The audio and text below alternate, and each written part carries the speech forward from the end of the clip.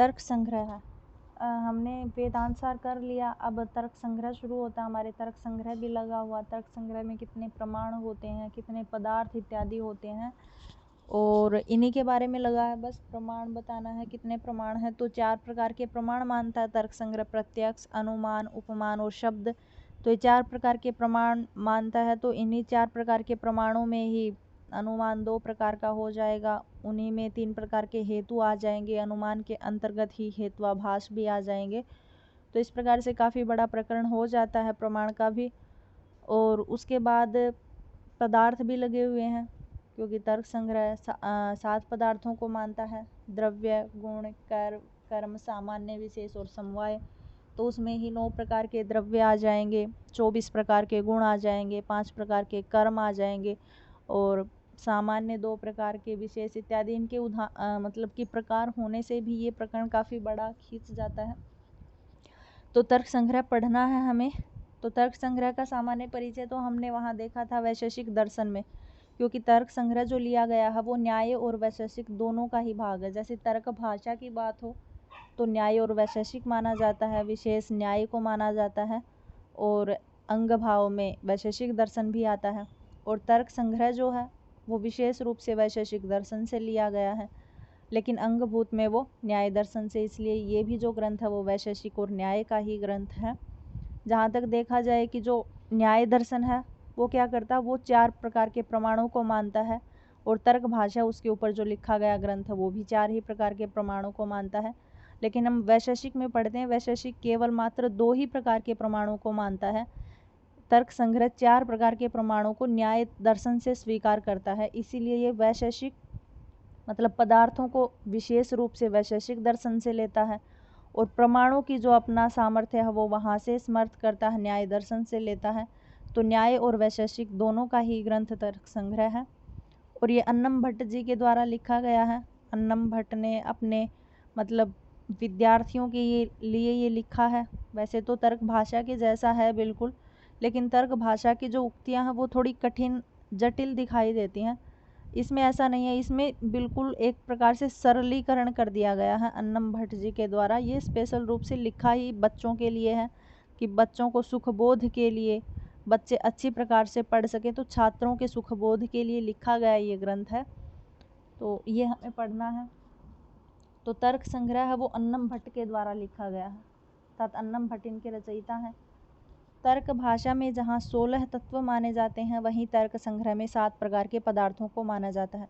जैसे 16 प्रकार के पदार्थ तर्क भाषा मानता है: प्रमाण, प्रमेय, संशय, प्रयोजन, दृष्टांत, सिद्धांत, अवयव, निर्णय, तर्क, जल्प, वितंडा, हेत्वाभास, छल, जाति, निग्रह इत्यादि 16 प्रकार के पदार्थ मानते हैं। वहीं तर्क संग्रह 7 ही पदार्थों को मान लेते हैं: द्रव्य, गुण, कर्म, सामान्य, विशेष, समवाय और अभाव।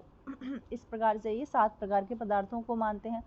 तो सबसे पहले इन्होंने द्रव्य गिनाया है, तो द्रव्य के बारे में बताएंगे। फिर द्रव्य 9 प्रकार के हो जाते हैं, आकाश, पृथ्वी इत्यादि। तो फिर उनके 9 द्रव्यों के बारे में बताएंगे। फिर आगे दूसरे नंबर का पदार्थ है गुण। फिर गुण के बारे में बताएंगे, तो गुण 24 प्रकार के होते हैं, फिर 24 प्रकार का वर्णन करेंगे।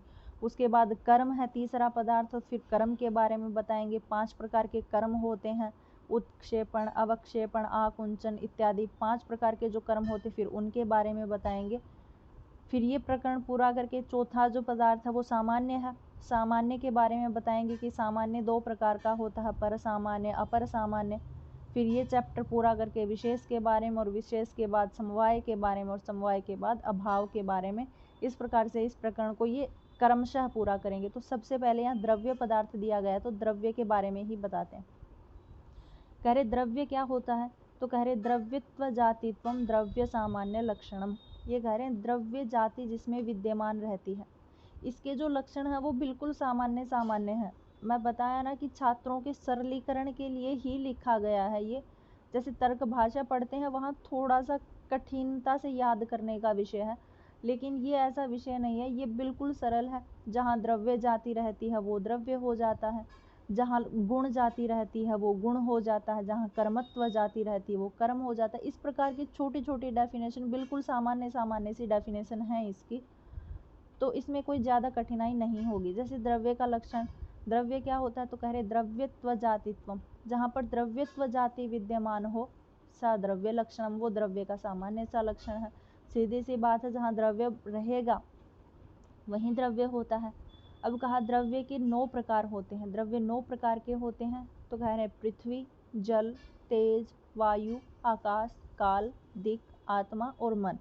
देखो हम है ना हर जगह जब पढ़ते हैं ना तो मन को सबसे अंत में लिखा गया है, लेकिन जब भी प्रश्न आता है तर्क भाषा में खोल के देखोगे तब भी यही मिलेगा, काल, दिक्, आत्मा, मनैव। इस प्रकार से इसमें भी ऐसा ही लिखा गया है, पृथ्वी, जल, तेज, वायु, आकाश, काल, दिक्, आत्मा, मनैव। मन प्रकार, इस प्रकार से नवैव 9 द्रव्य होते हैं, तो मन को सबसे अंत में लिखा जाता। लेकिन जब भी परीक्षा में ऐसा प्रश्न पूछा जाता है कि द्रव्यों में सबसे अंतिम द्रव्य कौन माना जाता है, तो हर बार मतलब कि यूजीसी की साइड से उत्तर आता आत्मा। आत्मा सबसे अंतिम द्रव्य है, तो ऐसा याद रख लेना। सबसे पहला पृथ्वी द्रव्य। पृथ्वी कैसा होता है, तो कह रहे तत्र गंधवती पृथ्वी, जहाँ गंध वाली होती है उसको पृथ्वी कहते हैं। नॉर्मल सी बात है, पृथ्वी का क्या विषय होता है, पृथ्वी का तो यही विषय है कि गंधवान होने की वजह से इसे पृथ्वी कहा जाता है। तो इसकी सीधी डेफिनेशन हो जाएगी कि तत्र गंधवती पृथ्वी ही, जो गंधवान है वही पृथ्वी कहलाती है। आगे कहा सा द्विविधा, सा मतलब ये स्त्रीलिंग में आती है, तो कह रही सा अर्थात ये जो पृथ्वी होती है वो द्विविधा 2 प्रकार की कही जाती है। एक नित्या, दूसरी अनित्या। एक नित्य पृथ्वी होती है और दूसरी अनित्य पृथ्वी होती है। कहते हैं नित्य पृथ्वी जो है वो परमाणु रूपा है अर्थात अणुओं वाली है, और अनित्य पृथ्वी है वो कार्य रूपा होती है।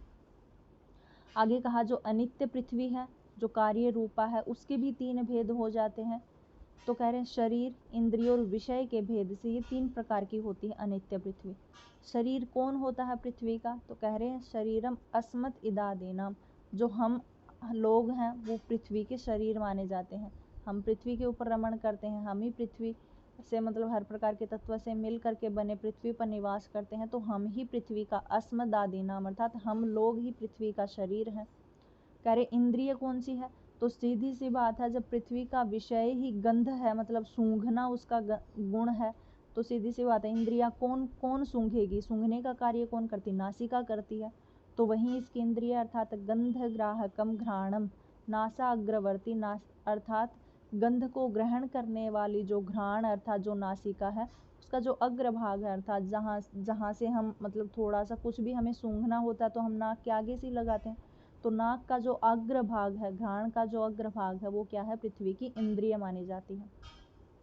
आगे कहा विषय क्या है पृथ्वी का, तो कह रहे मृत पाषाण आदि, अर्थात मिट्टी, पाषाण, पत्थर, शिलाएं आदि, रेत, इस प्रकार की जो चीजें हैं वो पृथ्वी के विषय हैं। सीधी सी बात है, यही मिलते हैं पृथ्वी के ऊपर, मिट्टी है, पाषाण है, शिलाएं इत्यादि हैं, पेड़ पौधे हैं, तो ये सब ही मतलब कि हमारे विषय हैं। तो हम पृथ्वी का शरीर हैं, इंद्रिय पृथ्वी की नाक होती है, और विषय क्या है, मिट्टी, पाषाण आदि इसका विषय है।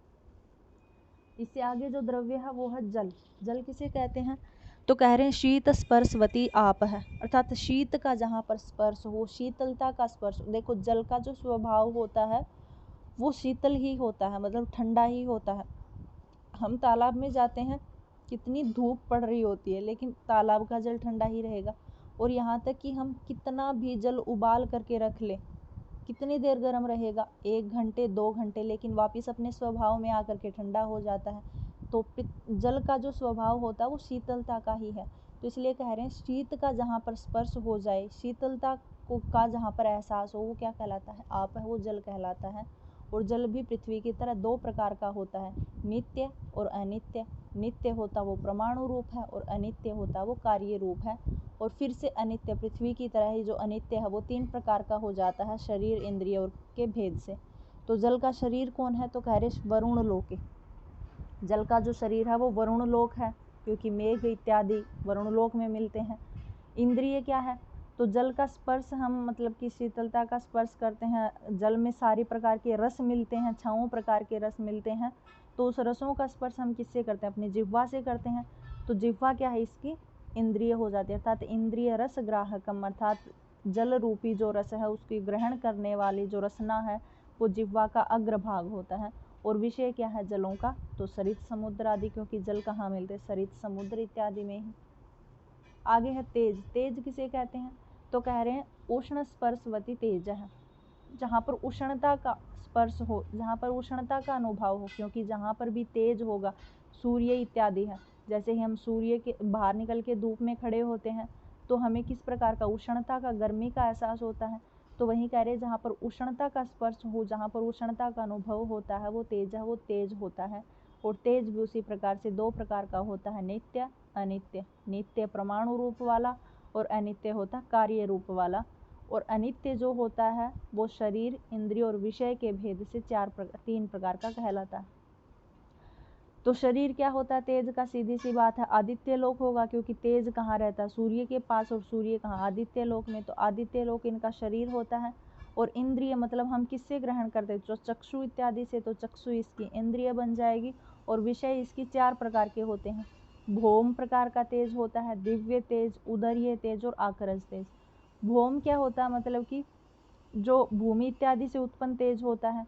और दिव्य क्या होता है, मतलब कि जिससे हम गहने इत्यादि बनाते हैं, तो सोने के अंदर जो पाया जाता है, जैसे हम बोलते हैं ना सोने को जलाने से उतना ही अच्छा निकलता है, तो सोने के अंदर पहले से ही तेज होता है।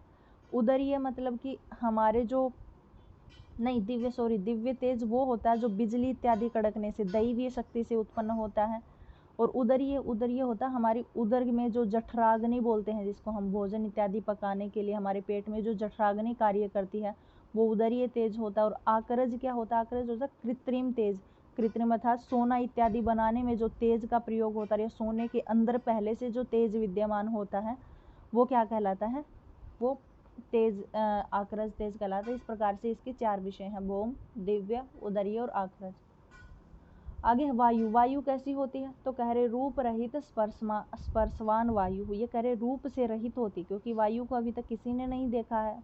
त्रिकाली का भाव होता है, क्योंकि वायु कभी न तो पीछे कभी किसी को दिखाई दी, न आने वाले भविष्य में, न इस समय।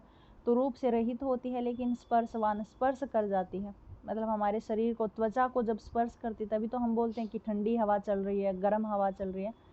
तो इसके भी दो भेद होते हैं, नित्य अनित्य। नित्य परमाणु रूप, अनित्य कार्य रूप। और अनित्य जो रूप होता है वो तीन प्रकार का होता है, शरीर, इंद्रिय और विषय के भेद से। अब वायु का नॉर्मल सी बात है, शरीर कहाँ रहेगा, वायु लोक में। और इंद्रिय कौन बनेगी, क्योंकि वायु का सीधा संबंध हमारी त्वचा से है, तो त्वचा इंद्रिया इसका इंद्रिय बन जाएंगी। और विषय क्या है, मतलब हमें कहाँ दिखती है वायु, दिखती तो नहीं है, लेकिन कहाँ से हमें अनुभव होता है, तो वृक्षों के कंपन आदि से। जब हम अंदर बैठे होते हैं तब भी बाहर अगर हम वृक्षों को हिलते हुए देखते हैं तो हम कहते हैं कि वायु चल रहा है। तो इस प्रकार से वायु, वृक्ष इत्यादि इसके विषय हैं। आगे है आकाश। आकाश कैसा होता है, तो कह रहे आकाशम लक्षयति शब्देति।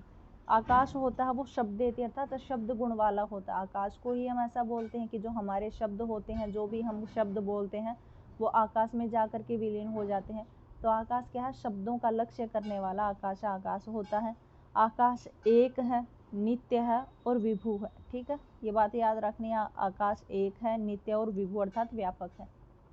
आगे है काल। काल कैसा होता है, तो कह रहे अतीत आदि व्यवहार हेतु काल है, जहाँ पर हम अतीत आदि का व्यवहार करते हैं कि ये अतीत काल है, ये वर्तमान काल है, ये भविष्य काल है, ये अनद्यतन भविष्य काल है, ये आद्यतन भविष्य काल है, या परोक्ष भविष्य काल है। इस प्रकार से जब हम काल का व्यवहार करते हैं उसको क्या कहते हैं, काल कहते हैं।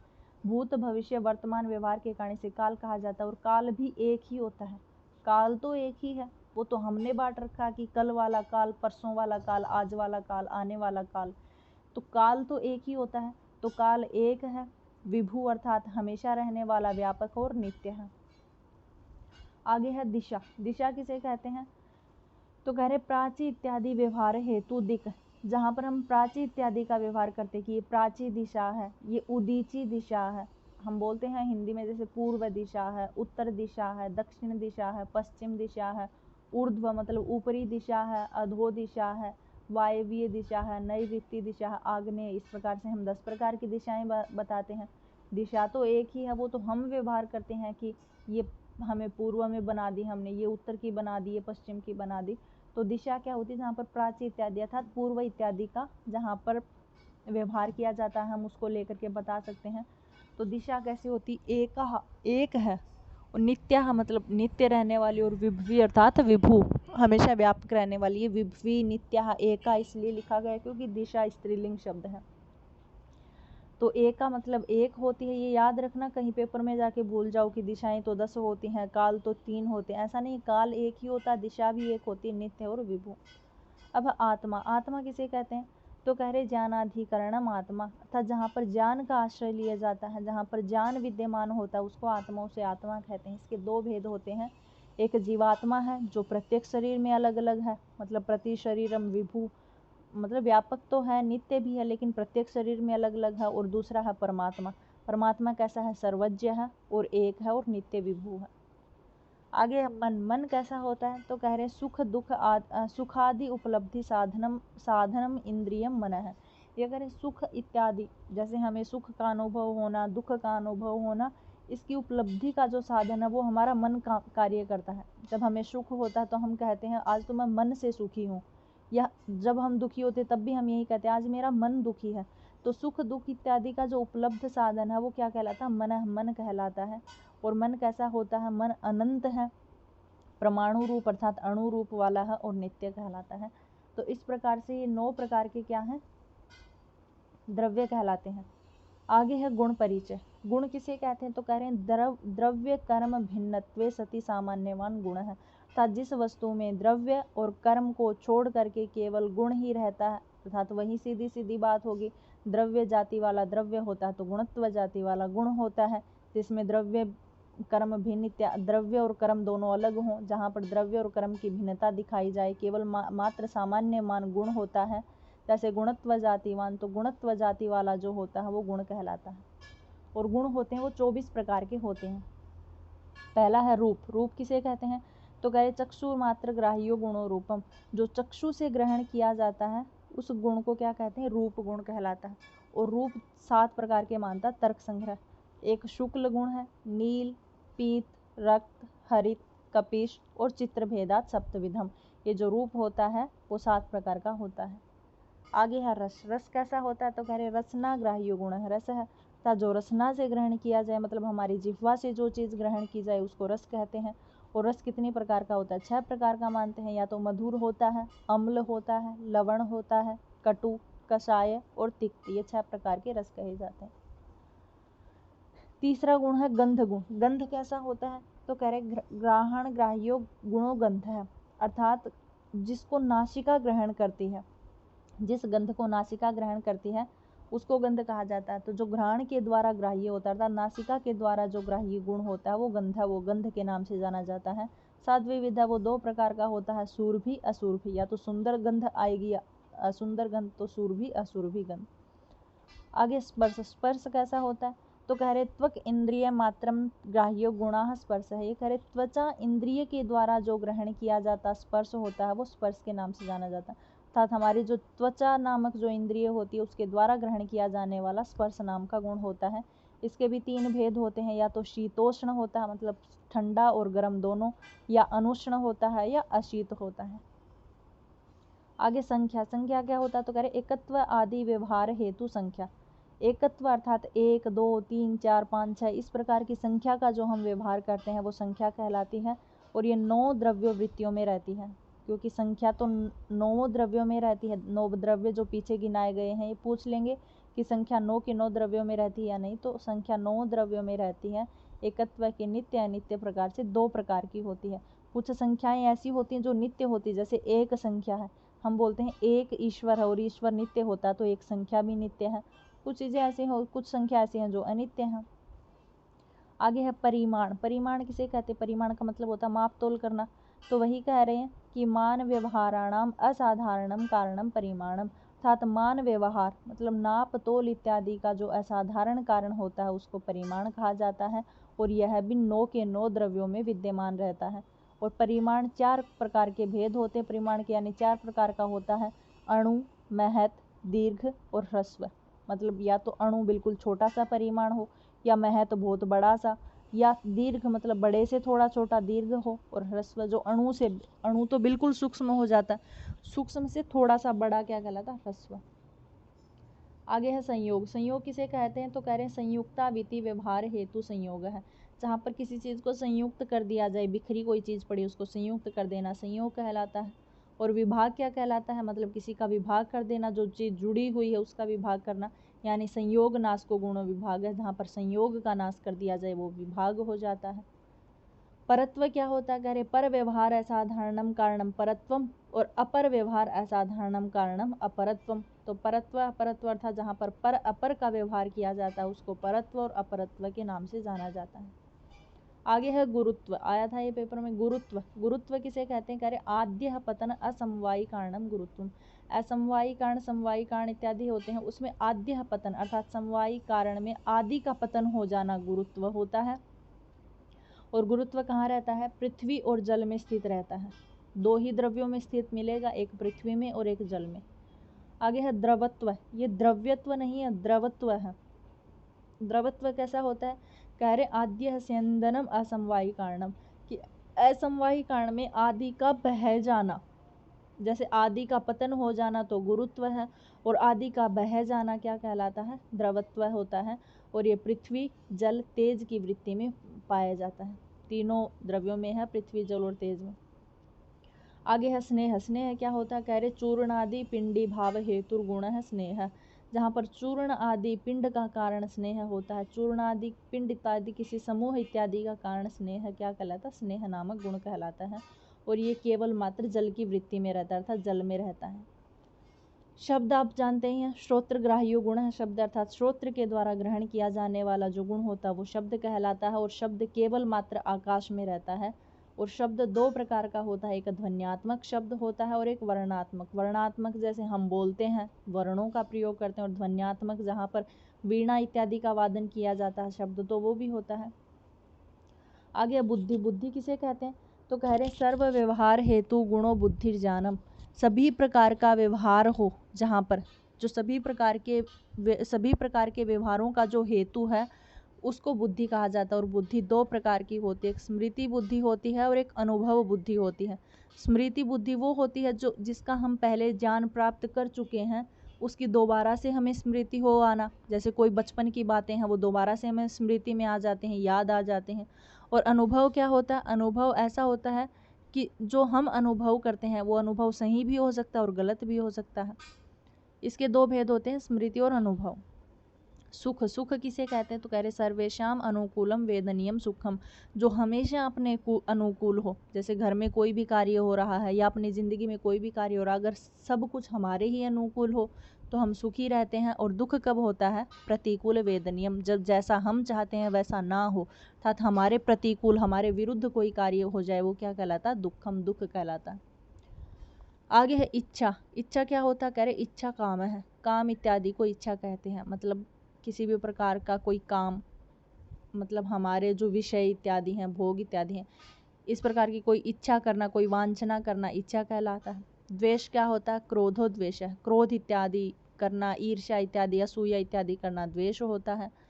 प्रयत्न क्या होता है, करे कृति प्रयत्न है, अर्थात किसी भी कार्य के लिए प्रयत्न करना, भरपूर प्रयत्न करना, जैसे पढ़ने के, किसी भी एग्जाम को क्लियर करने के लिए पढ़ना, किसी भी चीज़ को पाने के लिए, किसी भी फल की प्राप्ति करने के लिए हम कोई भी कार्य करते हैं वो कृति प्रयत्न, वो प्रयत्न कहलाता है।